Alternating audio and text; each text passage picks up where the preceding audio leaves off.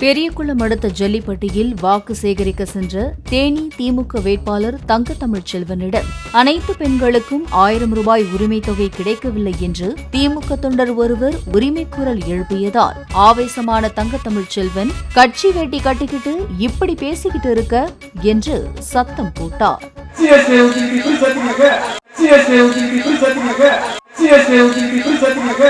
என்னடா அது அண்ணன்கிட்ட அரசியல் பேசி ஆப் பண்றான். I am speaking, no cross speaking. Sit down, please. Mr. Vandu, கோர்ட்ல இப்படி எல்லாம் அடிக்கடி கத்தப்படாது. கடுப்பேற்றார் my lord. உடனடியாக கேள்வி எழுப்பிய தொண்டரை கட்சியினரும் காவலுக்கு நின்ற போலீசாரும் அழைத்துச் சென்றனர். அவருக்கு பதில் சொல்வதாக கூறி தங்கத்தமிழ்ச்செல்வன் சமாளித்தபடி அங்கிருந்து புறப்பட்டுச் சென்றார். அவர் என்ன கேட்கிறாரு, உரிமை தொகை கிடைக்காதவங்களுக்கு என்ன பண்ணு கேட்கிறாரு.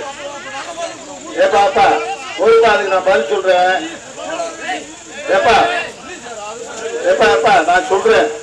அதாவது ரேஷன் கார்டு தமிழ்நாட்டுல 2.5 கோடிமா. நம்ம ஒண்ணு கேட்டா நம்மள அசர வைக்கிற மாதிரி ஒரு பதில் சொல்லுவார் பாரு, அது நமக்கு இங்க புரியாது, வீட்டுக்கு போனா தான் புரியும்.